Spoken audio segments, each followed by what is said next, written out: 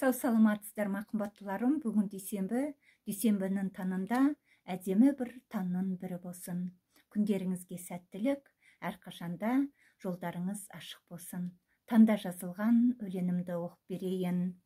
Адал еңбек асыл ой, бағындырар биікті, болашаққа бағыттап, сәуле болар алдағы.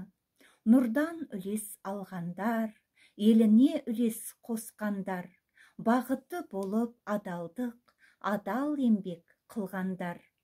Бойыңда болар шеберлік, екі қол ісі бағалы, өмірдің мәні жақсылық, сыйлай білсең еліңе. Қадірің болар қастерлі, іскерді сыйлар елі де, сыйлыққа сый беретін, дара халқым жомарт қой. Бағыт бағдар өрлеулі, береке байлық мол келер, өмірдің мәні еңбекпен қауыштырар адамды.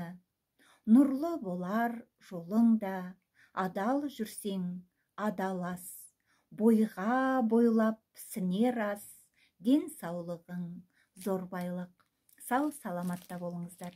Сіздердің алдарыңызда бүгін осындай тіккен кимешегіммен отырмын. Қарапайым ана кимешегі деп атадым.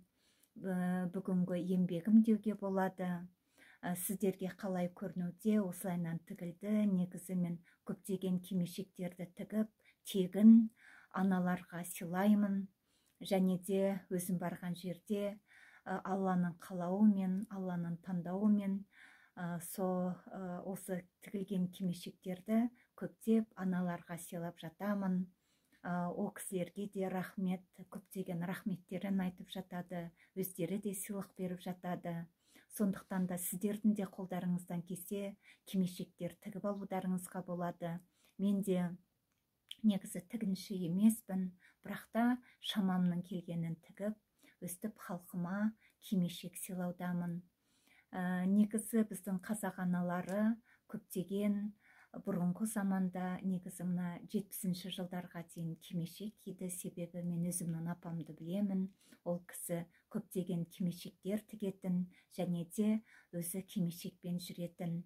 Сондықтан да соны көрген мен не бала кезімде де тікпесем де, тігінші болмасам да, ол ойымда, жадымда қалып, мен де қазіргі кезде кимешектер тігіп, өстіп өзім киемін, және де сыйлауға лайықты деген сыйлағым келген адамдарға кимешектер сыйлап отырамын барған жерімде. Сау саламатта болыңыздар. Қазақтың салт дәстүрі тозбасын, күннен күнге артып, әдемі түрдегі тігілген кимешектер әр ананың басынан көруге Алла бізге нәсіп етсін. Сау саламатта болыңыздар.